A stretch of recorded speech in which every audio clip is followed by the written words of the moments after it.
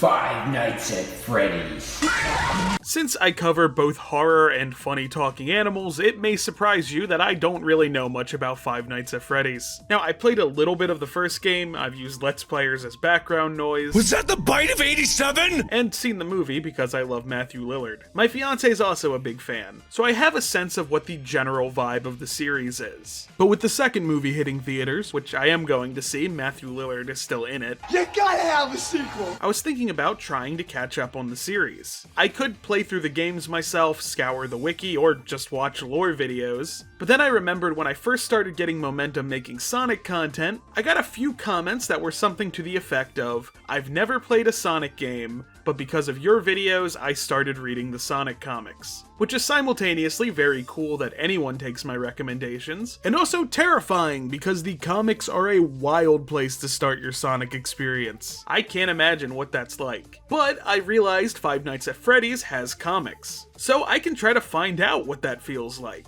I'm going to read every Five Nights at Freddy's comic as my first real foray into the franchise. You could think I'm setting myself up for failure, but horror comics, specifically the OG Tales from the Crypt, are what cemented my love for this medium. So between having covered comics based on long-running horror franchises, and covering comics based on a long-running video game franchise, I think I'm uniquely suited to take this on. Right now there are 9 Five Nights graphic novels available to read. Technically 10, but we'll get into it. Now, I am aware that these are based on novels, but I wanted to take these on as comics, not as supplementary material. If I have to read a novel to understand a comic, it's not a good comic, it failed to stand on its own. I'm judging it by its own merits and how much I can learn about the franchise from these alone. Also, I wanted to do this because there are people who are very dear to me that love this franchise, and I sincerely want to understand. Now, I did want to find out how canon these were, because the Sonic comics have a historically interesting relationship with canonicity, but the answer I found I don't think will satisfy anybody. In reference to the original novel, series creator Scott Cawthon said,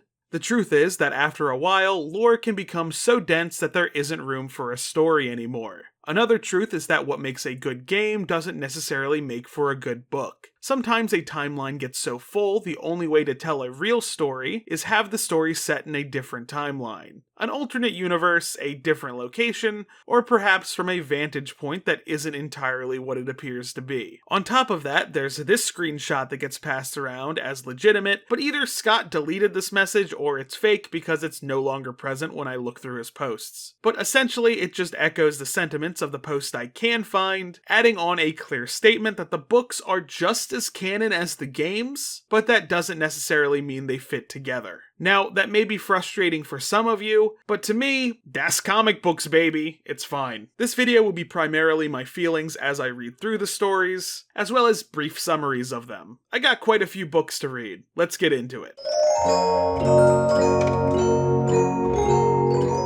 The Silver Eyes was released December 26th, 2019. This counts as a Christmas video. It's based on the 2015 novel of the same name. The story is co-written by Scott Cawthon and Kira Breed Risley, with it being adapted to format by Claudia Schroeder, better known by her online alias Pinky Pills, who also provides the artwork, with Laurie Smith as the colorist. Like all the other FNAF books, it was published by Scholastic. To address the pachyderm animatronic in the room, Miss Pills has a fair amount of allegations levied against her. I'm not going to go over these, this video is long enough, and I'm not a drama channel, but relevant to our discussion of her artwork are tracing allegations. Now, most of these are from her non-commercial work, and nothing from these comics. Not that tracing for paid work is a career killer in the industry. Thanks, Greg. I'll talk about the art in greater detail later, but it does strike me that the animatronics are usually on model, while the human characters are... inconsistent is the kindest word I can think of.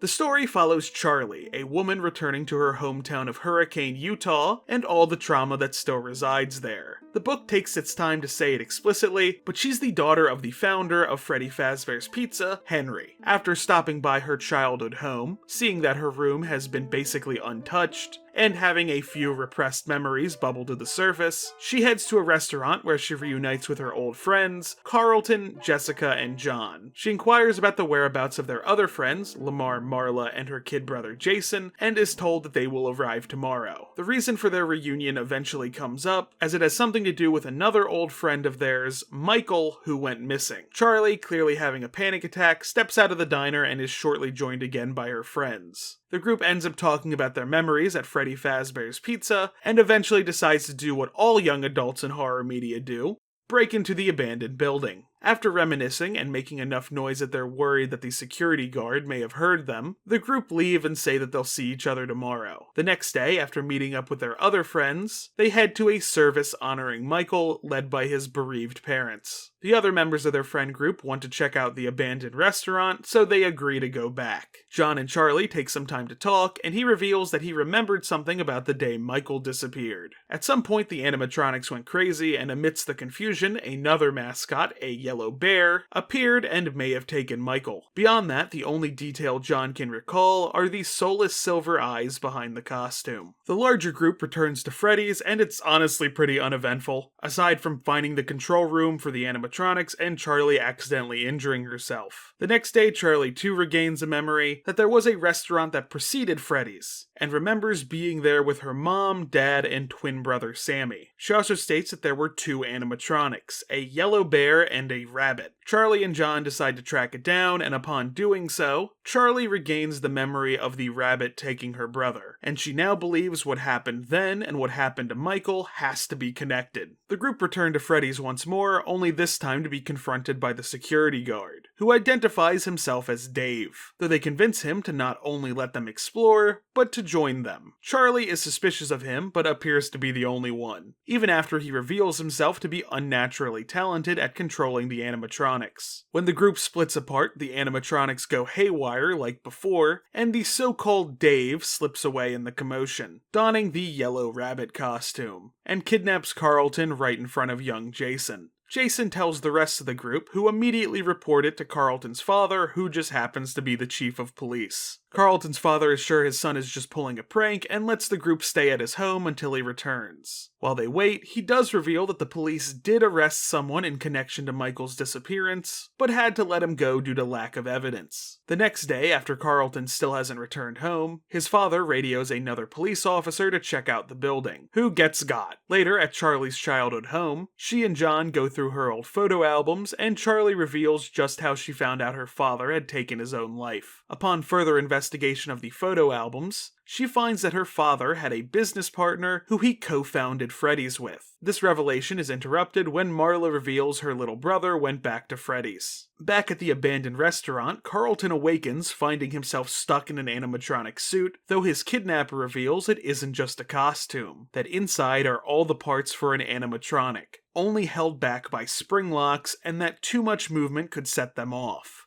You'll feel your organs punctured, the suit will grow wet with your blood, and you will know you are dying for a long, long time. You'll try to scream, but you'll be unable to.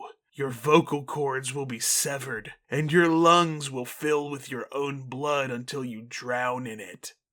When Carlton asks how he knows this, Dave reveals that his body is covered in scars from the springlock suit. The group of friends arrive, quickly find Jason, and narrowly avoiding one of the animatronics, Charlie manages to free Carlton from the suit, though he reveals that he's figured out that all the children who went missing never left the restaurant, including Michael, who he believes to be still inside the Golden Freddy suit. After some close calls with more animatronics, the group reunite, finding the body of the police officer who had been sent in earlier, and then begin to question Dave, who only begins to comply once his rabbit head is put back on, where he reveals that the children's spirits are haunting the suits, and that they'll kill all of them before the night is over. While they're all eventually cornered, the arrival of the Golden Freddy suit, possessed by Michael, saves them, at which point Carlton's dad finally arrives to rescue them, though Charlie is grabbed by the Golden Rabbit. Thinking quickly, she sets off the spring locks in the suit, seemingly killing him, with the animatronics then dragging him away. Leaving the restaurant, Charlie believes that her pain is finally over and feels that she can finally let go of Freddy's. The next morning, John and Charlie wonder if they'll ever see each other again, and Charlie remembers some actual positive memories associated with her father.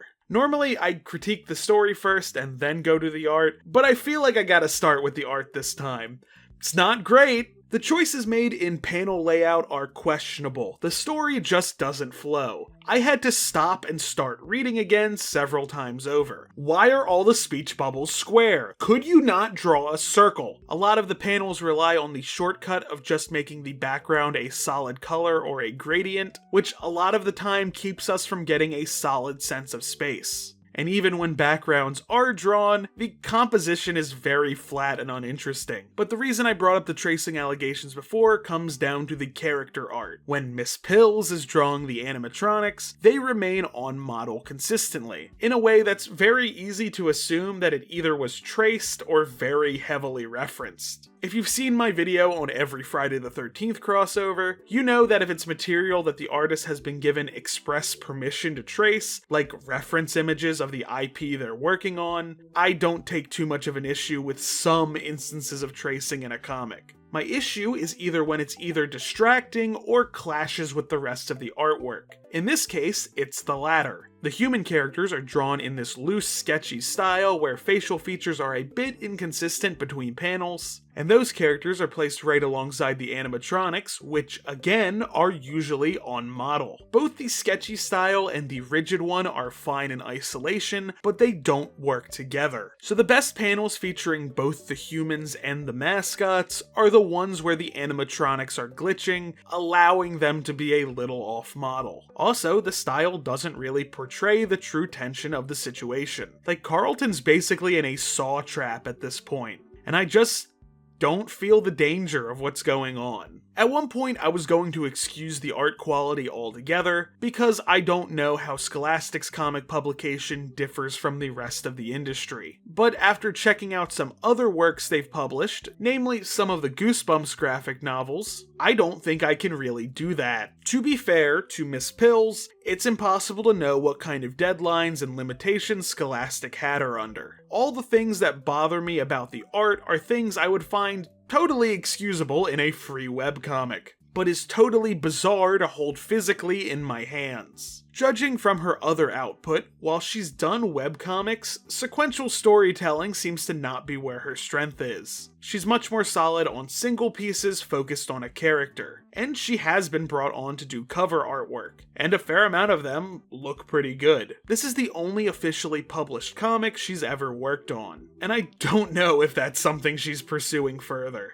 The story itself is bloated. The cast is fairly large, with none of them really doing anything consequential. I assumed this was to set up some victims to be taken out, but the only person who Dave kills is the cop, who we only know for a few panels. I think the story could be condensed a bit. You could easily get rid of at least one of the trips to Freddy's. It feels very redundant. Some of the dialogue is questionable. I guess I shouldn't be surprised. Never trust a rabbit, I say. What does this mean? I will give credit that this exchange is pretty funny. I think if this was the first Five Nights thing I experienced, it would not hook me. Again, I struggled to get through it. It might do something for you if you're already familiar with the material, but I've heard a lot of Five Nights fans say a lot of unkind things about this one. There's actually some overlap with the movie, some events are very similar, and I did learn that the original Silver Eyes novel at some point was set to be the basis of the film, but that idea was scrapped, though it appears some ideas still made it through. But what did I learn? Well, I think it actually does establish the core premise I was already familiar with. Haunted animatronics with the souls of children in them. There's a serial killer responsible, who's Dave, by the way? I thought his name was William Afton. In the pages of this book, the name William Afton does not appear once. It establishes that there were two owners of the restaurant, explains what happened to the other owner, explains the Springlock suits. I think it's setting up a lot of the important ideas for the franchise, just not in an engaging way. You may think I'm being a bit harsh as FNAF's core demographics do skew younger, but I'm actually of the opinion that media aimed at a younger audience should be held to a higher standard of quality, not a lower one. That being said, I've read worse. This isn't an apocalyptically bad book, but in some ways, I think I would have preferred it to be one. If it was bad in an interesting way, it wouldn't have been so hard to read it. It makes it a real slog to get through. Let's hope the next one's better.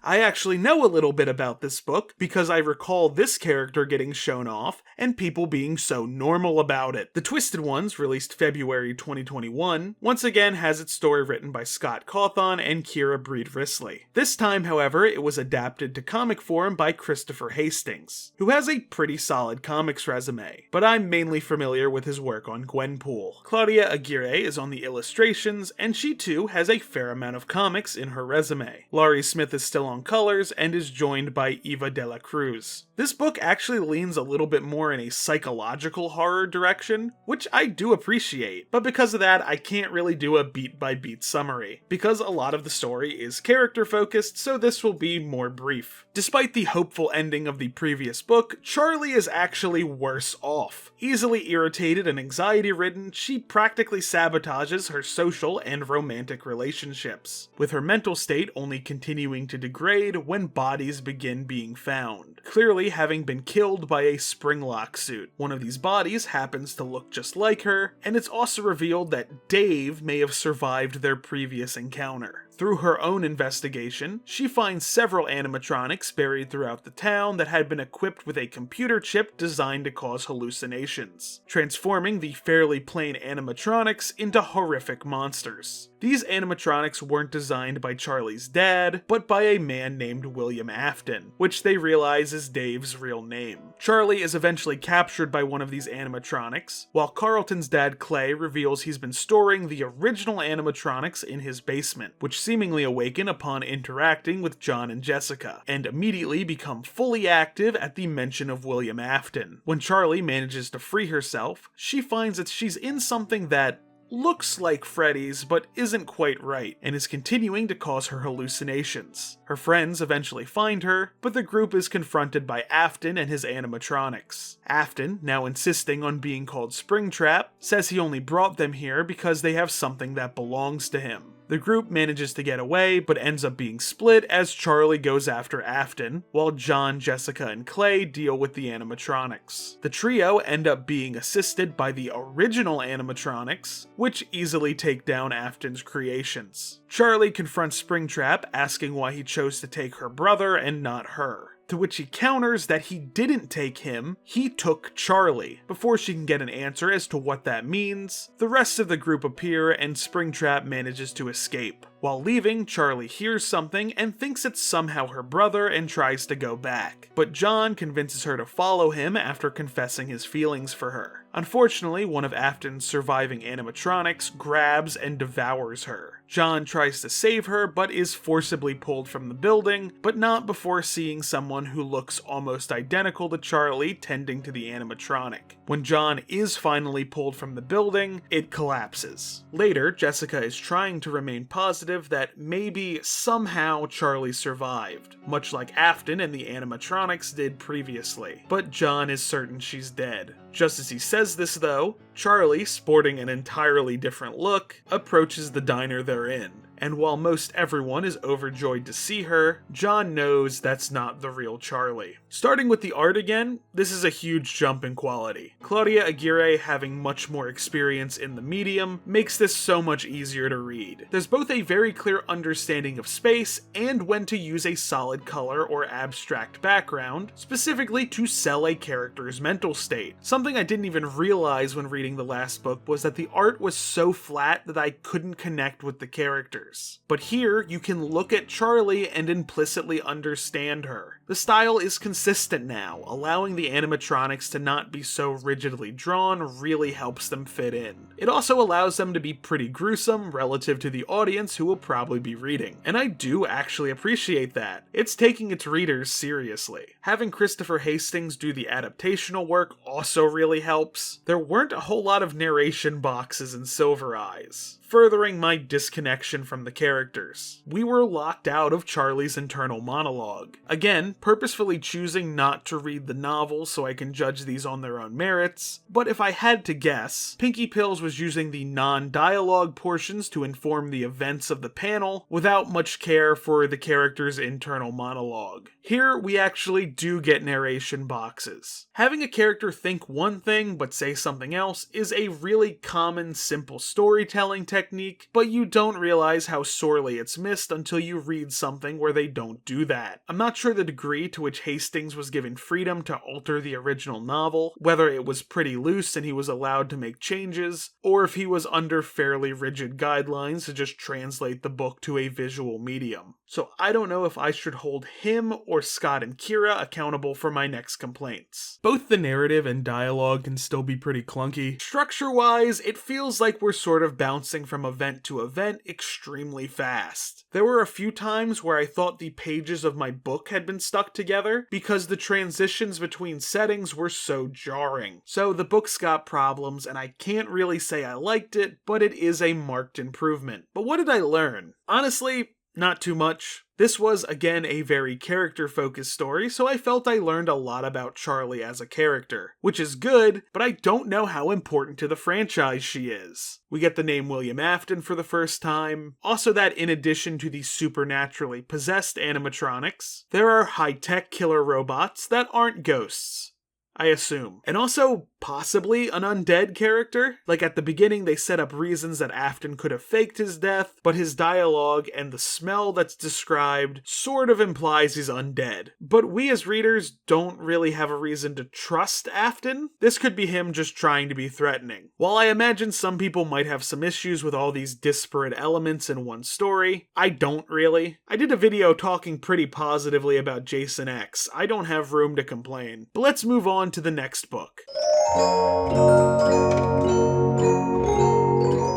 The Fourth Closet, released December 2021, features much of the same team from the previous book. Written by Scott Cawthon and Kira Breed Risley, adapted by Christopher Hastings, Eva de la Cruz on colors, with the new additions to the team being Diana Camero as the illustrator, with Mike Fiorentino as the letterer. A thing I'm quickly discovering is that these comics elude attempts at a condensed summary, because so much is happening and it just feels like we're jumping to different plot points very quickly. Could this be because they are nearly 200-page comics trying to tell the story of nearly 400-page books, and thus become condensed summaries of their own? Probably. Of course, the visuals take away the need for the florid descriptions of settings, but there's a limit to what can be cut, and I'm sort of feeling that. Despite this, I will continue to make this attempt. For this book, the perspective switches primarily to John. 6 months have passed since the last book, and with him still struggling with those events, he is let go from his job. It seems that everyone has accepted the new Charlie as genuine except for him, though Jessica manages to get him to see her again. Upon the two's reunion, while John is unconvinced of her legitimacy, especially when she doesn't remember him saying "I love you," he does agree to go on a date with her. While on his way to their date, he does see a restaurant almost identical to Freddy's called Circus Baby's Pizza. After a very poor date, John sees Clay, who reveals that he both has Charlie's doll Ella, and that child abductions have been occurring again, both of them suspecting Afton. When John leaves, Clay is assaulted by an unseen figure and is hospitalized, though he gives John and Jessica a collection of mysterious photos of Charlie, hinting it has to have maximum range before passing out. John and Jessica are eventually led to a nearby town called Silver Reef, where they find Charlie's Aunt Jen. The previous book mentioned she was sighted during the finale, but never showed her. She's basically been missing this whole time, but the person claiming to be Charlie has insisted that she rescued her from the rubble. While talking to her, the group realizes Charlie tailed them there, and Jen hides them. where the duo end up finding the real Charlie unconscious. While the three escape, the fake Charlie kills Aunt Jen. John and Jessica realize the fake Charlie is an animatronic and only looks like Charlie up close, hence Clay's clue about needing maximum range. After successfully hiding the real Charlie from the fake one, John once again goes on a date with her, this time in an attempt to gather information, though the faux Charlie is already onto them. Jessica attempts to tail her by herself, but ends up getting captured. While the animatronic reveals her backstory, Jessica manages to free herself, but is stopped by Springtrap. Okay, at this point it felt like the book was just throwing information at me, so if that's how this next bit sounds, it's how it felt reading it. John figures out that Charlie's doll Ella is one of the hallucination-causing animatronics, though the chip it's equipped with was not produced by Afton, but more than likely by Charlie's father. The group then theorize that they can use an earpiece used to communicate with the animatronics to become invisible to them by inverting their frequency. William Afton reveals to Jessica that Circus Baby has been kidnapping the children at his request, and he plans on using them in his experiments to achieve immortality. How? I don't know. Something with robots and magic. I don't know if he's saying magic in jest or just to describe something he doesn't understand, but I don't know how else I would describe someone's soul being bound to an animatronic. It's fine, I get it. Also, the original animatronics have been fused into one big one now. Jessica then gets locked away and discovers all the kidnapped children still alive. While the majority of the group go to Circus Baby's Pizza to rescue Jessica, Charlie and John go to Aunt Jen's to collect some of Charlie's dad's things. And they do find a note he left before he ended his life, though from the way it's worded, it sounds more like Charlie was the one who died rather than Sammy. The two are then confronted by the faux Charlie Circus Baby, who reveals that Charlie too is an animatronic. We're doing all of Circus Baby's backstory right here because spreading it across the summary was too confusing. William Afton did not kill Sammy, he killed Charlie. In Henry's grief, he built animatronics that looked like his daughter to fill the void, eventually pushing away the rest of his family. He built several animatronics of Charlie at different ages: baby, little girl, angsty teen, which is our Charlie, and grown adult, which is Circus Baby. However, upon creating the final Charlie, Henry realizes what he's doing is wrong and aborts the project. However, Afton became enamored with the final animatronic and stole it. Afton's focus on it made his own daughter Elizabeth grow jealous of the machine, which in turn caused the animatronic to kill her, binding her soul to it. Henry would then take the adult Charlie robot back and lock her away. Circus Baby is determined to replace Charlie and get to live the life she felt robbed of. But Charlie ends up using the animatronic Henry ended himself with to kill them both. Meanwhile, the fused animatronics seem to kill William Afton while also destroying themselves, which does free all the children's trapped souls. In the aftermath, John visits a graveyard, lamenting his lost love, only to be approached by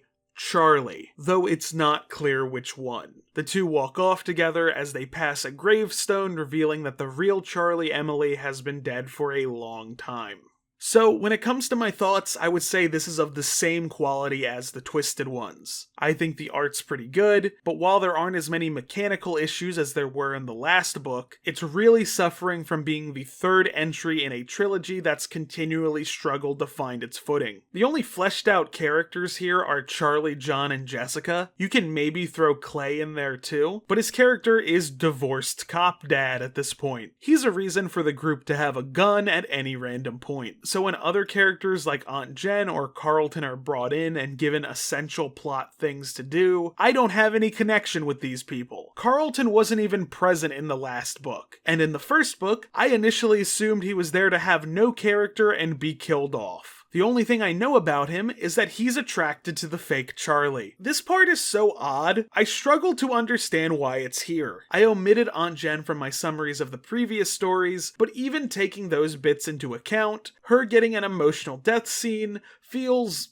unmotivated. And yes, Circus Baby's backstory is interesting. I would like for that to have been the comic I read instead. It bothers me when a story brings up really cool ideas, and then proceeds to only show them in flashback. Like, no, this is where the interesting story is, let me read that for 200 pages instead. We're still jumping from plot point to plot point, like the story they're trying to tell isn't meant for this page length, and it shows. Everything's trying to get wrapped up as quickly and neatly as possible, while rushing me out of the room. But what did I learn? Well, William Afton isn't just a child killer who owned a Chuck E. Cheese type establishment, but a robotics genius on the cusp of creating digital immortality. The animatronics might have some degree of sentience outside of the soul-binding stuff. At least Circus Baby does, being that she describes Elizabeth almost like being a different person she happens to have the memories of. Charlie's brother might still be alive, and how familial connections seem to be pretty relevant to the plot of the series, this could be important later.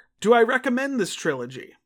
No, I can't really. Hastings, Aguirre, and Camaro have all done more interesting and higher quality things elsewhere. To me, it was sorta doomed from the first book, because no matter what the follow-ups tried to do, it was still built on a foundation of sand. I spoke highly of the second book, but that's really only in comparison to the first one. Everything I said it did well should have been the standard. I think the idea of adapting Five Nights novels into comics half their length is a flawed one. These should have been original stories with the comics' length in mind. Without having read them, I'm led to believe that the novels must be better because the stories have more room to breathe. Or maybe I'm wrong and they're somehow just as cluttered with 200 extra pages. I don't even feel like I learned too much. The biggest revelation was honestly that this franchise isn't just horror, but carries a lot of sci-fi influences. Like, I'm reminded of some killer robot movies from the 80s, that seems to be the vibe. Despite already kinda knowing that the first book in the series had a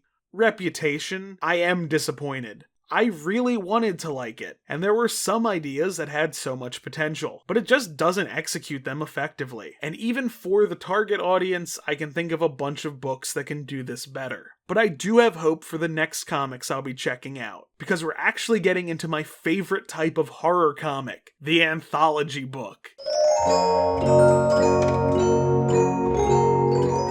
Fazbear Frights is a 5-volume anthology comic series. As I just said, anthologies are my favorite type of horror comic. Tales from the Crypt got me into the medium, and I currently have most of Oni Press's EC horror line on my pull list. Most anthology horror stuff sits on a spectrum of parable to, hey guys, wanna see something f***ed up. I enjoy both ends of the spectrum. This is an anthology horror comic series based on a video game franchise. This should be for me. I'm tempering my expectations, but I'm hoping I find something I like. A good thing about anthologies is that if you aren't feeling a story, you can just skip it, though I will be reading all of them. My summaries will be a bit less detailed, as each book has 3 stories and I have more ground to cover. Volume 1 features the stories Into the Pit, To Be Beautiful, and Out of Stock. Scott Cawthon, Ellie Cooper, and Carly Ann West are credited with writing, with Christopher Hastings doing the adaptation work. Now, it doesn't say who actually wrote what story. It could be that all 3 were written collaboratively, which is a bit disappointing, because another thing I like about anthologies isn't just that it's multiple stories, but that it's a diversity of narrative voice. 2 stories right next to each other could be completely different, but with everything being credited to the same 3 writers, I have some initial trepidation that these stories will run together a little bit. I do see that one of the FNAF wikis identifies who did what, but this is without citation, and honestly every FNAF wiki I've come across is pretty poorly maintained and was basically useless for research. Please, one of you get it together. Now, the short story collections these are adapted from might properly attribute the writers, but I wouldn't know that from these comics. And again, it's my goal to not look at those books and let the comics stand on their own. Different illustrators handled each story though, so there's that. And all the lettering was done by Micah Myers. The first story, Into the Pit, is illustrated by Didi Esmeralda with colors by Eva de la Cruz. This one might be one of the more popular short stories as it was adapted into a game. The story stars Oswald, a child from a poor family growing frustrated with poverty and by extension his summer being boring because of it. This is until he discovers the ball pit in his local pizzeria takes him back in time to when it was Freddy Fazbear's Pizza. While he actually starts to enjoy his summer, the inevitable twist is that one day he travels back in time to the day Afton murders the children. While trying to escape, Afton manages to follow him to the present and replaces his father, with Oswald being the only one who can see him for what he is. So he has to figure out how to both rescue his dad and get rid of the killer. Story-wise, I think it's pretty good. I appreciate them tackling something like children not being as well off as their friends that the readers might actually be experiencing. Some may take issue that there isn't a resolution for this problem at the end of the story, but that would err more on the side of wish fulfillment rather than just representation of life circumstances if they had Oswald end the family's poverty by finding Afton's secret gold or whatever. I think it's fine that there's no resolution for the family's money troubles, because that's just a reality some people are faced with. The art I don't really like. The paneling itself is fine, I'm able to read the story very easily, but the posing is odd, proportions are sometimes off, and the animatronics sort of clash with the rest of the style. And not in a rigid on-model way, almost like they're from a different comic but were pasted into this panel. It relies a little bit too much on the gradient backgrounds, but not enough that I lose my sense of space in the story. As I suspected, Didi Esmeralda does not have a background in comics, but I did not expect her portfolio to be filled with pinups. Boobies. It's fine, plenty of comic artists do this. It just caught me off guard. This does highlight an issue with the coloring in this story though. It's kinda bad. Shading seems unmotivated. I've seen Eva de la Cruz's work on other FNAF books and it does not look like this. Didi's other work, including the alternate covers she drew, doesn't have this problem. I'm just assuming that these two didn't work together well as a unit. Squid from the future, I did find out there is some tracing in this story, so that's worth acknowledging when discussing the art. So while I do have problems with the artwork, the story itself is pretty good. The next story, To Be Beautiful, is illustrated by Anthony Morris Jr. with Ben Sawyer on colors. This one I also ended up enjoying. The story follows Sarah, a teenage girl who's insecure about her body and wants to be popular more than anything else. Again, a feeling that some readers might actually experience. Sarah comes across an animatronic in a junkyard, which she finds beautiful. She takes it home and fixes it, and then the animatronic begins to speak. Identifying herself as Eleanor, she says that as Sarah helped her, she'll help Sarah.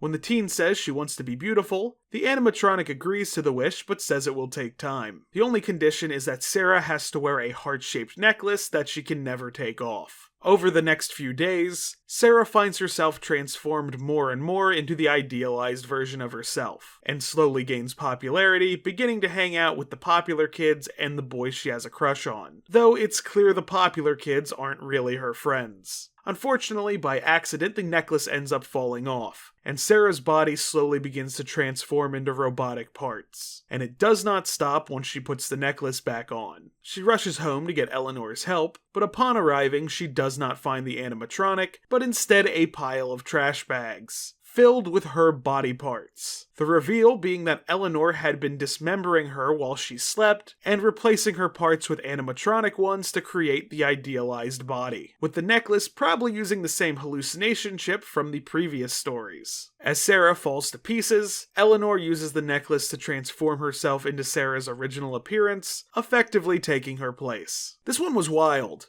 I feel like there's some influence from folklore in this story. The moral of the story is clearly about being comfortable in your own skin and not changing yourself just to meet the expectations of the society around you. Sarah's friend Abby provides some really solid counter-arguments to Sarah pining for plastic surgery. Now, I do think it may miss the nuances of the issue. While I do think everyone should feel comfortable in their own skin and not be pressured to change anything about themselves, there are undeniable cases of someone getting some work done and being happier afterwards. And I don't think that should be demonized. That being said, I don't think it's wrong to express to an audience of younger readers that, hey, it's not worth being upset that you don't look exactly like the photos you see in magazines. But it does fall into the same trap that a lot of stories of this type do, of putting down other women to make this point. And it's entirely possible that the real-life equivalent of the girls that are being put down have these same insecurities. So, moral message, kinda messy, could have been tackled better. Counterpoint, trash bags full of human body parts. This was for the destination rather than the journey. The art, again, I'm not a huge fan of. I looked up Anthony Morris Jr.'s other work and it's much better.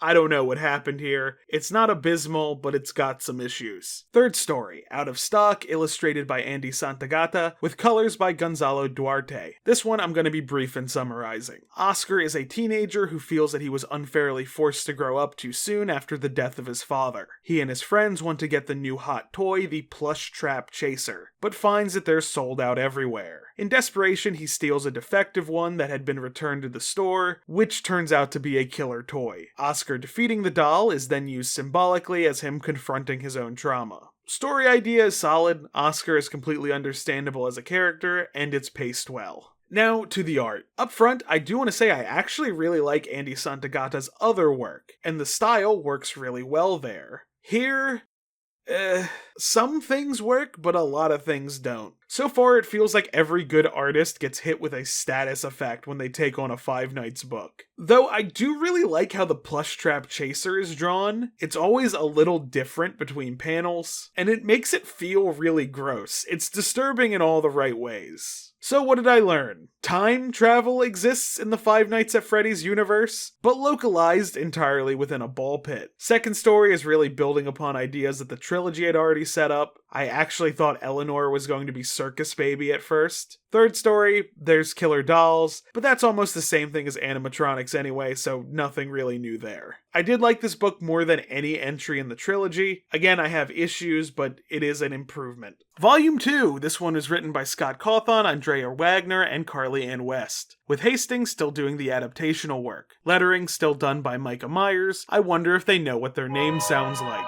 Fetch. The first story is illustrated by Didi Esmeralda, with Eva de la Cruz on colors. Quick summary, after Greg and his friends break into an abandoned Freddy's location, they find an unclaimed prize called Fetch, an animatronic toy that's meant to sync to your phone, and then it retrieves information, among other things, for its owner. While it starts out helpful, it quickly advances to violence. I've seen this idea quite a few times in horror fiction. Something or someone that's attempting to be a helper, but quickly, possibly unintentionally, becomes sinister. Sort of fits in with the sentient robot thing going on in the FNAF series, so not objectionable really. I like the sinister idea that Fetch was set to be given away as a toy at the restaurant. All this being said, the story does drag. It's too long for what it is. You could trim a lot of the events as presented here and it would still be fine. The same artist-colorist duo is handling this as Into the Pit, and wow, what a jump in quality. Still not perfect, but definitely getting better. Second story, Room for One More, illustrated by Anthony Morris Jr. and colors by Ben Sawyer. This story is about Stanley, a recently broken up with security guard, tasked with keeping anything from getting out of the building rather than anything getting in. His night shift is continually interrupted by talking dolls who insist they like him and want to be brought home with him. Though after he passes out during his shift, he finds that the talking doll is gone. Over the next few days he would get sicker and sicker, as well as put on some additional weight. This leads to him waking up partway through his shift, finding one of the dolls crawling into his mouth. He realizes that as he's been sleeping, the dolls have been crawling inside of him. While attempting to escape, he collapses, and a doll asks if there's room for one more before trying to crawl down his throat. This one's disturbing, kinda like it. Again, another artist-colorist duo from the previous book, and their work is better here. Third story, The New Kid, illustrated by Corin McPherson, with colors by Gonzalo Duarte. This story is about Devin, an unpopular delinquent, and his only friend Mick. A new kid named Kelsey joins the student body and befriends them, though immediately becomes popular in a way Devin is jealous of. Devin, wanting to scare Kelsey, takes their group to the abandoned Freddy's location and tricks Kelsey into putting on a springlock suit, thinking it'll only scare him. Instead, it seems to end up killing Kelsey, and Devin swears Mick to secrecy. After 6 days pass and Mick is clearly guilt-ridden, Devin assures him that he'll go check to see if they can save Kelsey while Mick covers for them. In reality, Devin only goes back to make sure Kelsey is dead, but upon investigating the suit, can't see him within. He reaches into the animatronic's mouth only for it to clamp down on his arm. Though he's unable to get free, he's able to get a better look into the suit and does see a body within, but one with black hair rather than Kelsey's blonde. The suit then rears back and seemingly kills Devin. The comic ends with Kelsey, alive and well, at another school introducing himself to some other kids. This one's crazy. I liked it though. Art's pretty good, ending's a little confusing. I even checked to see if I misunderstood the twist, but it looks like there's just no explanation, which is fine. Sometimes a horror story is just meant to unsettle you. Overall, Volume 2 doesn't have as much depth as Volume 1, but it's still enjoyable. Sorta happy with this format. Did I learn anything from this one?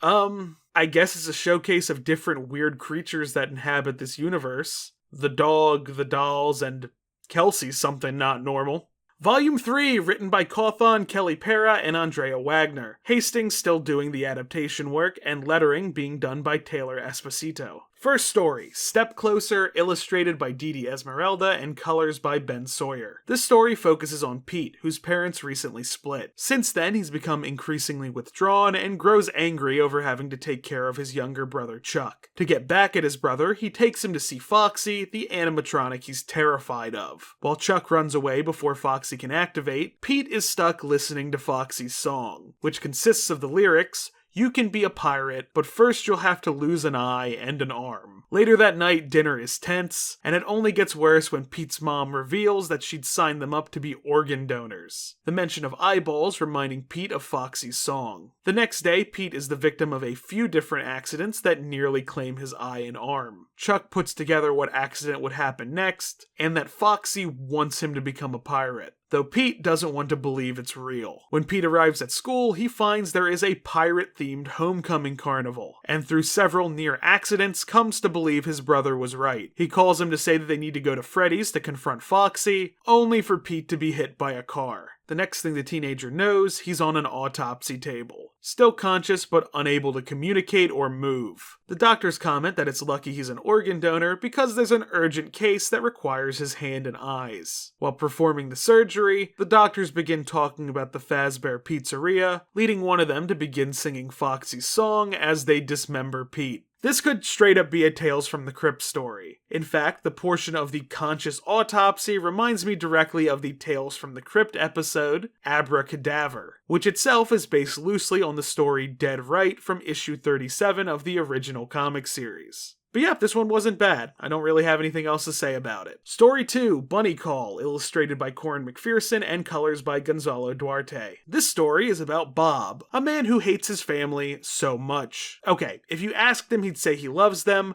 but by his own admission, he doesn't always like them. He's going on a camping vacation with his wife and children, and he already looks annoyed. While checking in at the campground, the receptionist asks him if he wants to sign up for a bunny call. Basically, this thing named Ralpho will visit their cabin before sunrise, screaming and making all types of noise. It's a service the camp provides to prank children on the first day to wake them up. Bob enthusiastically signs up for it. After an exhausting day, Bob begins to have a change of heart. With no way to directly contact the counselors to cancel the bunny call, Bob goes outside and finds another father trying to do the same thing. After the other father laments that he feels he's becoming a horrid dad, Bob is certain he's got to find a way to stop the bunny call from happening. When Ralpho arrives at the cabin, Bob respectfully asks to cancel, and while the rabbit first seemingly respects his wishes, it then attempts repeatedly to break in. Thus, Bob spends the entire night keeping Ralpho out of the cabin. Despite the rabbit's persistence, Bob is able to keep him out till sunrise, allowing his family to get a full night's sleep. From his ordeal, Bob comes to his senses and realizes how much he cares about his family, his attitude towards their vacation completely switching. However, during the camp breakfast, one of the counselors makes an announcement apologizing to anyone who signed up for the bunny call. Bob assumes this will be related to how the rabbit acted, until the counselor reveals that the one who normally performs the bunny calls overslept, and wasn't able to visit anyone who signed up, leaving Bob to question just who came to their cabin.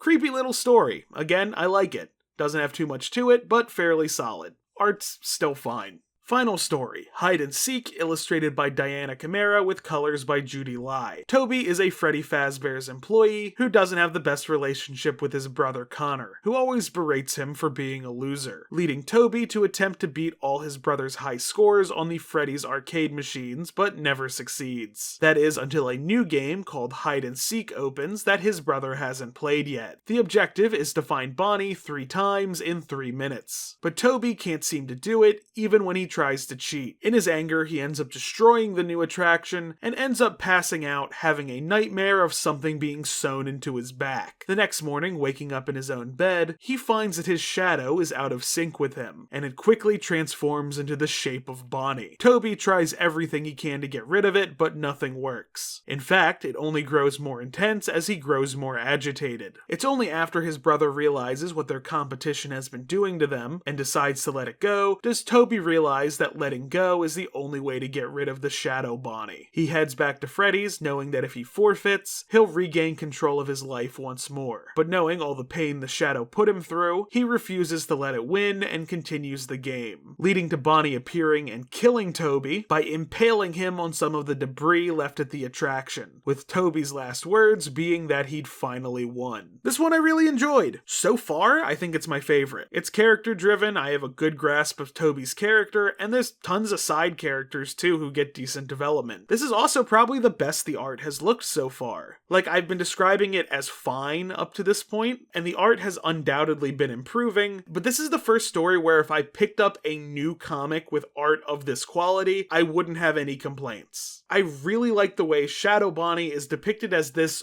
all-consuming mass. But what did I learn from this volume? The animatronics can curse you, maybe?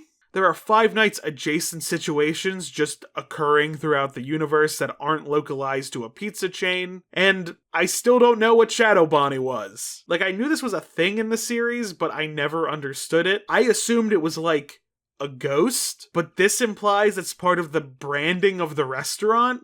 I'm confused. Volume 4, written by Cawthon, Ellie Cooper, Andrea Wagner, with adaptation work being done by Christopher Hastings. He's really stuck around. Lettering again being done by Taylor Esposito. Let's get started with The Breaking Wheel, illustrated by Diana Camara with colors by Judy Lai. This time our main character is Reed, an underachieving student in a robotics class, especially if you're comparing his work to his friends, Shelly and Pickle. The class is also attended by a bully named Julius, who is building an exoskeleton. The bully complains to the teacher that Pickle's remote for his robot is messing with the exoskeleton, though Pickle points out that there's many other ways to safeguard against this that don't involve him having to redo his whole project, to which the teacher agrees. On the way out of class, Julius trips Pickle, causing him to bust his nose on a table, though Reed is the only one to see it. Reed stays behind to confront the bully, but freezes up as he's being taunted. Julius puts on his exoskeleton, and upon turning it on, is knocked unconscious due to a power surge. Rather than help him, Reed decides to lock him in the skeleton and let him think about what he's done overnight. On the bus ride home, Shelly starts to tell Reed about her AP history assignment, mentioning a method of torture called the breaking wheel, where the condemned would be tied in place and have all their bones broken. And Reed starts to second guess what he'd done. While hanging out with his friends, Reed sees Pickle's little brother start to play with his robot and doing tons of damage with it. Reed asks how far the remote's range goes, and it's revealed that it actually goes pretty far. Reed begins to panic, but isn't willing to reveal what he did, even when the robot begins to twist into unnatural shapes. Reed begins to hear noises around the house and goes to investigate, but finds nothing. But when Shelly, Pickle, and his little brother decide to head to the store, with Reed all alone, the mutilated remains of the bully emerge. Though he tries to escape, the technologically enhanced bully quickly attacks him and wraps him in the cabling of the suit until he suffocates and passes out. When the three others get home and Pickle's little brother begins playing with the robot again, they hear noises coming from upstairs and assume it's Reed and go check it out. This one's great, though it has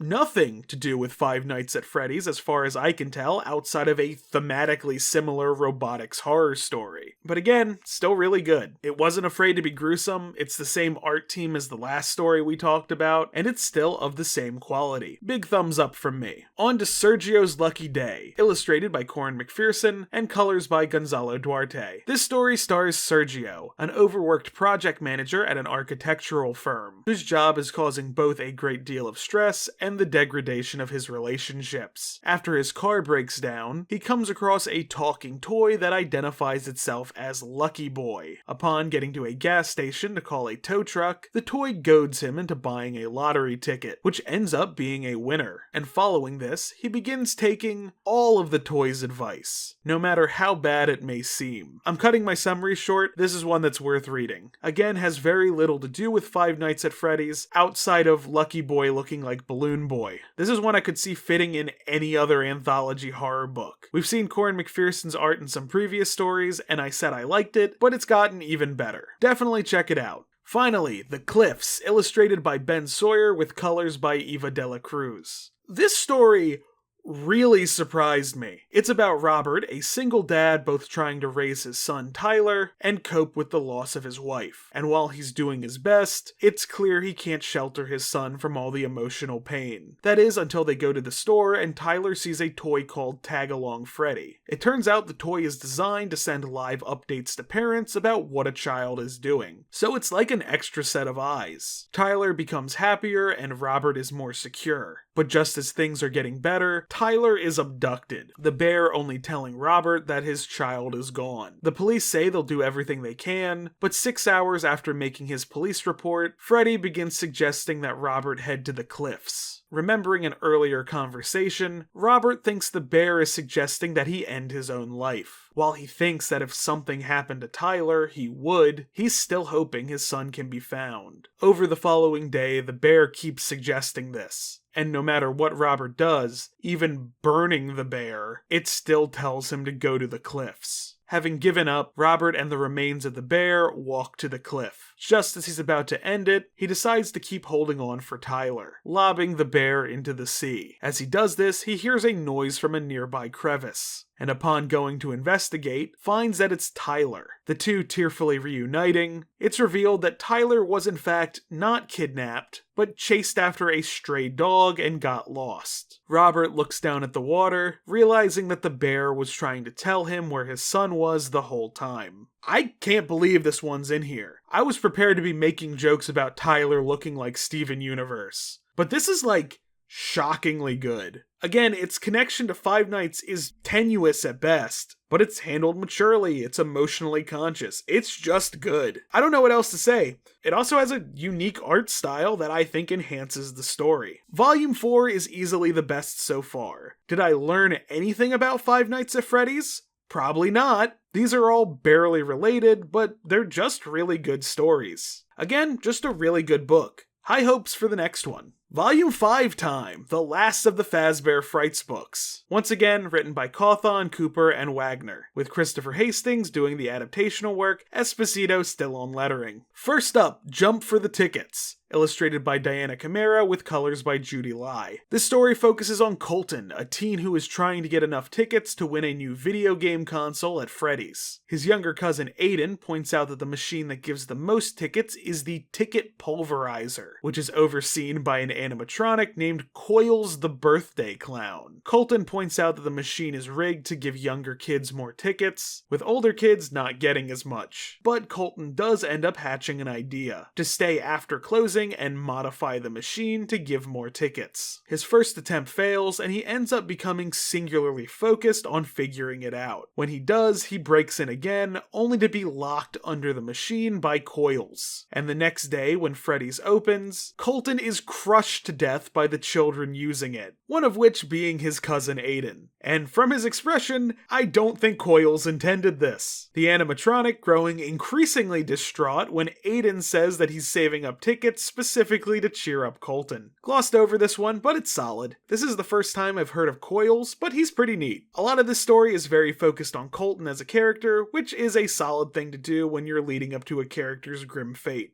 Art's pretty solid too. Second story is Sea Bonnies, illustrated by Corin McPherson with colors by Gonzalo Duarte. This story is so weird, I'm just going to describe the creature it introduces. Fazbear Entertainment genetically altered sea monkeys to turn them into sea bonnies. But they aren't just purple brine shrimp with ears, but a psychic hive mind that will both infect and take over a creature. We're doing a Matango. but aquatic, with all the body horror that implies. Honestly, the only thing that kept me interested was the premise. As a story, it's fine. I felt it dragging a little and nothing really stood out to me. Final story is Find Player 2, illustrated by Ben Sawyer with colors by Eva de la Cruz. This story is about Amy, a woman who experienced trauma at Freddy Fazbear's. When she was a child, she and her friend Mary Jo were playing on the attraction Freddy's Hiding Maze hide-and-seek game, just rolls off the tongue, which has several cubby holes that can be shut until the seeker either finds them or gives up. However, when Amy was looking for Mary, a frightening man began chasing her through the maze, forcing her to escape, leaving Mary behind, but hopeful that she'd stay safe. The man would later be arrested for kidnapping, but for that of a different child, and Mary Jo was never seen again. Now that the kidnapper has been released from prison, Amy returns to her hometown to confront him to finally get closure. It goes about as well as you'd think, with him denying everything and revealing that the child he was convicted of kidnapping was his own daughter, and that he and his wife were in the middle of a custody dispute. After a physical altercation, Amy returns to the building that was once Freddy's to find clues as to what happened. Stumbling into the remains of the attraction, it appears that their game from years ago is still active, and upon ending it, all the cubbies open. Amy sees something shiny in one of the cubbies, but accidentally locks herself inside. She then realizes that Mary Jo hadn't been kidnapped, but instead had been locked in a cubby and completely forgotten about, where she slowly starved to death. Amy, now locked inside as well and unable to escape, screams in anguish, but her cries can't be heard by the rest of the building, leaving her to suffer the same fate as Mary. This is a solid story. I like this one. It's got a twist that made sense, and it being attached to the Freddy's branding made me think that the creepy dude had something to do with it. The art is also really effective. Outside of the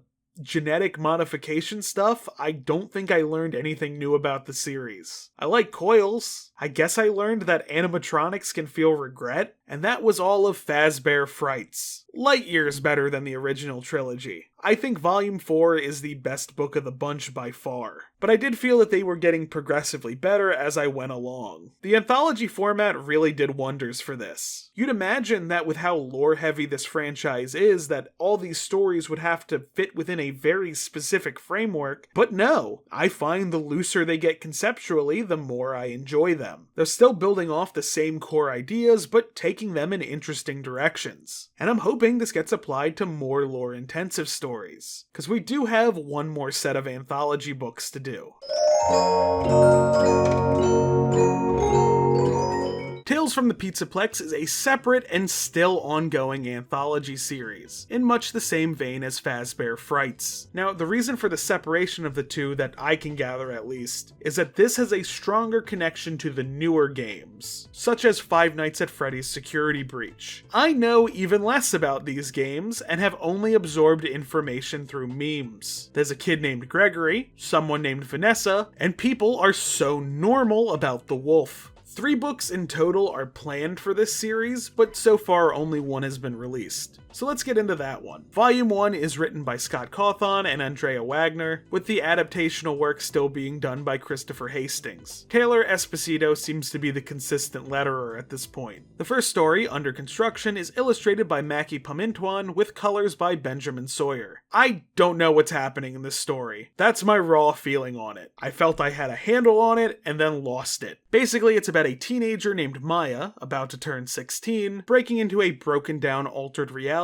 attraction at Freddy Fazbear's Mega Pizzaplex to experience the perfect birthday party, and then returning to reality. I clocked pretty quickly that she was still in the altered reality. Moment I saw this room, I was like, oh, we're doing a Total Recall. But what they do with the story, I'm confused about. Literally everyone except Maya dies of cancer. And I don't just mean her loved ones, there's a plague of cancer. And people start giving birth to these weird purple slime things. I don't understand why. I get it's not real, so it's not constrained by reality, but there has to be some narrative motivation for it. Like, I get them being purple. Purple guy! Why? But I don't understand how it's all supposed to link together. At one point, I did second guess her being in the AR headset and thought that maybe the attraction made her radioactive, and that's why all her loved ones were dying of cancer. But then it's revealed the same thing is happening globally. The story ends with her being asphyxiated by the purple creatures, hoping to wake up from the simulation. Her friend Jackson is pretty annoying. He's the one to drop all the exposition and gets a whole page that reads like a sales pitch for AR, and it does not escape my notice that there was an AR FNAF game when this story was first released as prose. So it's hard not to see it as a blatant ad read. However, that game had been delisted by the time this comic came out, so why this section wouldn't be rewritten is odd. I didn't like this story, because there are ideas that could be expanded upon, but no, it just didn't work here. I think the art has ceased being an issue for these books. I like it looks good, I don't have much to say about it. The next story, Haps, is illustrated by Corin McPherson with Gonzalo Duarte on the colors. This story is about two teens, Aiden and Jace, who explore the tubes at the Mega Pizzaplex. The tubes are patrolled by a robot named Haps, which stands for Helpful Automated Pipe Protection Server. Basically what this thing does is both keep the tubes clean, and also if a kid gets lost, it leads them to the exit, which is actually needed because this thing is a labyrinth. While it's established that Aiden is a bullied outcast, it also sets up that he and Jace are just as eager to bully others, which is further displayed when they break Haps for getting in their way. However, the way they end up breaking the robot ends up turning one of its hands into a razor-sharp claw, resulting in it mutilating the duo in its continued attempts to be helpful. Not much to say about this one, it's fine, being that I was an avid explorer of the tubes at many a play place when I was younger. Having a horror story set in one is a decent idea. Narratively, it's a classic do unto others type story. There are parts where it drags a bit, but overall it's fine. Art's good too.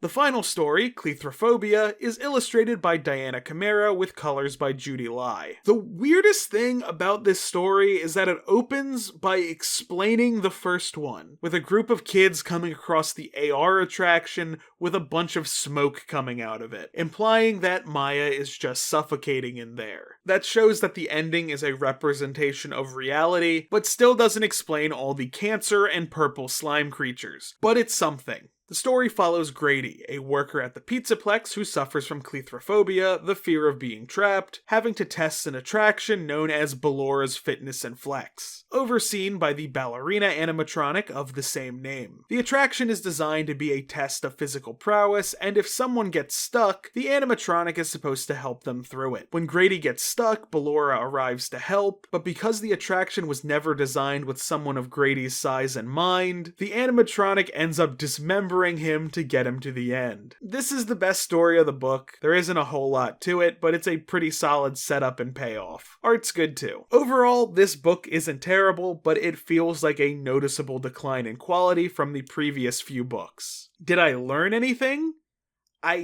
I don't know. I'm a little confused about how Fazbear Entertainment went from a small chain with tons of defunct locations to a huge pseudo-futuristic location. I feel like I'm very much missing some connective tissue. But I guess I learned what's in this establishment. So far, this is the last Five Nights comic to be officially released. But this isn't the last book we have to read.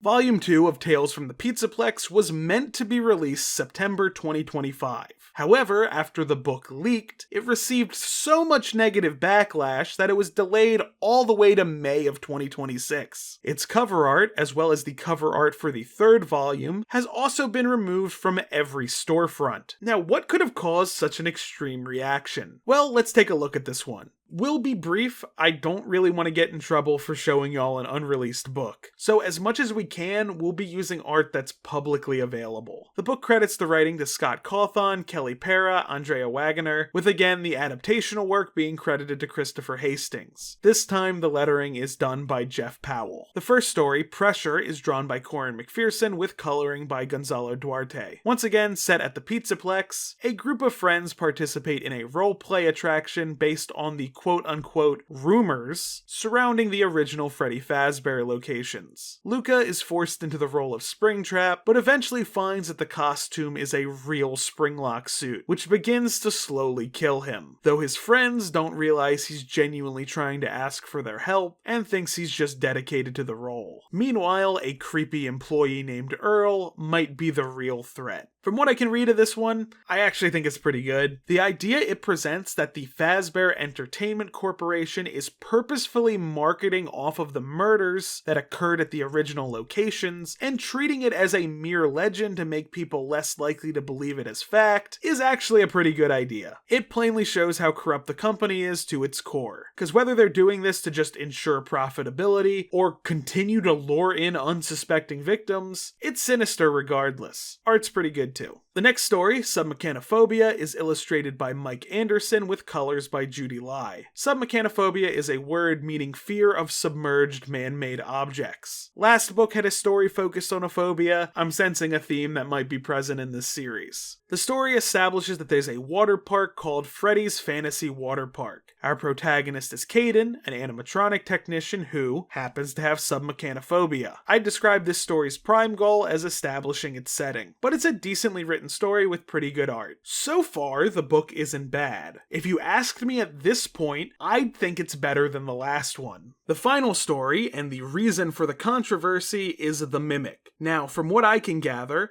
this should actually be a fairly important story, as the Mimic is the subject of one of the most recent games. The most I know about it is this image. Also, the Mimic is on the original cover, indicating this may be the book's intended selling point, which is odd because this story had no preview images. Yeah, every image that was shown off in promotion of this book was from the previous two stories. Strange, since Volume 3 has had preview images connecting to the cover of it. Now, why did this happen? Well, this is entirely theorizing on my part, but it could be because it looks bad and they knew it looked bad and wanted to try to sell it to their audience despite this. Now again, I don't have any proof that this was their intention, this is entirely conjecture, but being that they did not delay the book until after it leaked, and are in the process of replacing the artist who drew it, it strikes me as a distinct possibility that Scholastic was content to deliver a subpar product, hoping they make the majority of their profits before its poor quality becomes public knowledge, and then just hoping for further profits from either those who are unaware, those who are checking it out based on the merits of the first two stories, or even people who want to see how bad the third one is. It does strike me as ironic that one of the main antagonistic forces in the Five Nights series is a corporation that knowingly pushes out defective products. The art is so questionable. There's several instances of tracing, and this isn't tracing reference images that might have been provided, but tracing stock photos, like the first Google image search result for guy honking stock photo, or tracing incredibly famous comic panels, like the Joker beating Jason Todd to death. Outside of that, it's just bad to look at. The story is the origin of the Mimic. Edwin is an engineer who builds animatronics for Fazbear Entertainment, and one day takes on a personal project in creating a robot that mimics the movements of others, which ends up copying his son David, with the two basically becoming playmates. Things go well until David is killed by a car after running in the street. Edwin, disturbed by the robot continuing to copy his deceased son's mannerisms, ends up destroying it before breaking down into tears. Then the remainder of the story is the Mimic, now repaired, killing 3 people. The first part could have been the whole story. Like, the last bit is just to add a body count, but I don't really care because I don't know who these characters are. If anything, I'd move this bit to the beginning of the story for shock value, and then jump back to the origin. And also adding on how it got rebuilt. Maybe Edwin rebuilt it again in a desperate attempt to get his son back. But now what the Mimic ends up copying is the violence he had showed it. I don't know, that's just my own creative instincts. And when the final of the 3 gets killed by having his trachea ripped out, his speech bubble is just the word agony. I'm hoping that was just a placeholder because that seems like a strange choice. I'm sort of aghast at the thought that they were going to release it in this state. This is unacceptable, especially when it looks like they were trying to hide it. I don't think they would have found a new artist if it hadn't leaked, because there was no reason for them to do so. I've held off on saying who the artist was, but it is Anthony Morris Jr., who also did the illustrations for To Be Beautiful and Room for One More, which is sort of shocking, since from those stories I know he's capable of far better than this. That being said, I don't want to hold him as the only one accountable. As I said before, I don't know what type of deadlines or work conditions Scholastic is keeping their artists under, and I assume Morris's pencils would have had to pass through some form of editorial approval, so this is just as much on those who approved it. Morris's career should not be ruined over this, and I am worried that Scholastic is going to attempt to use him as a scapegoat. He not only has been replaced as the artist on this story, but possibly on one in Volume 3 titled The Storyteller,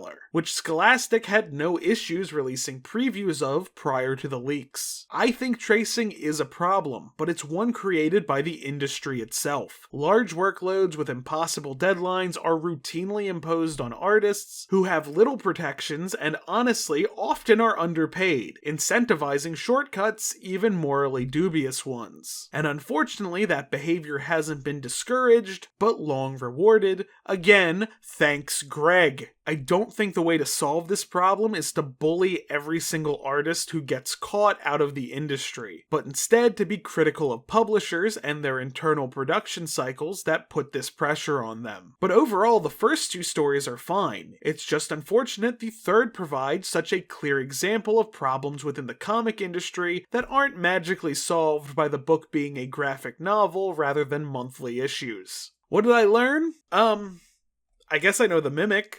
I feel like that might be important. Some insight on Fazbear Entertainment as a corporation, and also there's a water park. I have read 1,920 pages worth of Five Nights at Freddy's. I am tired. To be honest, I was getting tired before the end of the first trilogy, but I pressed on. Sorta glad I did. Fazbear Frights has quite a few hidden gems in there, even if I was eventually severely let down by the Pizzaplex books. But now that I've reached the end, I think I should summarize my current understanding of Five Nights at Freddy's lore. Freddy Fazbear's Pizza is a chain of restaurant arcades founded by the duo of Henry Emily and William Afton. It was preceded by a smaller location known as Fredbear's Family Diner before expanding into a small chain. The main attraction of each location was a set of animatronics, some of which could also be worn as a costume, known as a spring-lock suit due to the mechanism within. The creation of said animatronics was partially assisted by a man named Edwin Murray, though Emily and Afton were technological geniuses in their own right, and created tons of advanced technologies and products, leaving the setting feeling at least sci-fi adjacent. It would turn out, however, that one of the founders, Afton, was a child murderer, and was using the restaurant to provide himself a pool of victims. Upon hiding the bodies of the children inside the animatronics, their souls became bound to the machines. One of Afton's many victims was the daughter of Henry, whose name was Charlotte, or Charlie for short. Racked with grief, Henry would build robot duplicates of Charlotte at different ages, with hallucination causing computer chips to make them more realistic, to fill the hole in his heart. The oldest of these would be stolen by Afton to be turned into an animatronic known as Circus Baby, which then ended up killing Afton's own daughter, Elizabeth. Henry would then reclaim the robot. Henry would eventually take his own life, with Afton slinking away into obscurity, leading to most Freddy's locations becoming abandoned, though with Afton still very much keeping an eye on them and creating more murderous animatronics. After a decade, one of the robot Charlies causes Afton's springlock suit to malfunction, mutilating his body. But he still manages to launch a new restaurant, Circus Babies, to continue kidnapping children, now to be used as test subjects in his quest for immortality. Due to the actions of the original animatronics, at the same time the children's souls are released, Afton might die. It happens off panel, so unclear, and slasher villains don't often stay down for the count. But I assume the success of the Circus Babies location revives the Freddy's brand enough for the parent company, Fazbear Entertainment, to begin reopening locations, expanding its branding, and further investing in the development of anything, I guess. I'm still stuck on the Sea Bonnies. Fazbear Entertainment would then open a super location known as the Mega Pizzaplex. Whether or not Afton is still involved is debatable, as while these locations are still clearly dangerous, I'm not sure if all the problems are the product of active malevolence, or if some are simply the end result of corporate greed. Also, somewhere in the background, there's tons of unaccounted for animatronics on the loose. Fazbear Entertainment is really deep in the marketable plushie industry, and Edwin's son is hit by a car, resulting in a killer robot called the Mimic. It's fine. That's my current understanding of the series. How close am I to being correct? If you're FNAF pilled, let me know in the comments. I really came into this project wanting to develop a sincere love of this franchise, or at least understand why others like it. Unfortunately, I don't think I got there. While there were some things I did really enjoy, overall I can't recommend you read most of the comics. Really, Fazbear Frights Volume 4 is the only one I feel comfortable saying is one that everyone should check out. It's sort of draining to read these in succession. Like, there are plenty of different comic series of similar length that I feverishly read in their entirety, but some of these books are a real drag to get through. Another thing I was hoping for was that maybe they'd make me want to play the games and get an even more in-depth understanding of the lore, but I'm just still not sure if they're worth the time I'd have to sink into them. What would I like to see from these comics in the future? Well, original stories, I think. Yeah, I still think the fact that these are adaptations of stories, probably not written with this medium in mind, still hurts their quality. Sometimes the stories can overcome it, but sometimes they don't. What I would like to see are stories that were made to be comics. Christopher Hastings is a talented writer, and he's been a part of these books since 2021. I think he can be trusted to write one by himself. The final question, do I think I'm ready for the second movie? Probably. Honestly, I feel over-prepared. There ain't no way half of this stuff is getting into the movie. But with that, I'm gonna go to sleep. This project was a lot. I really gotta start limiting the scope of my videos. Thank you all so much for watching. This video was supposed to be out December 5th. Unfortunately, the weekend before I got very sick, and it delayed my work a little bit. I know I don't announce my videos ahead of time, so I didn't really leave y'all waiting, but I still feel bad because I like to make sure I get videos out punctually for y'all. I want to thank my patrons and give a special shout out to my $5 patrons, Ned Rex, Nate DM990, Diddly Doo, Queer Kaiju, and Ice Cream Fork. See y'all in the next video.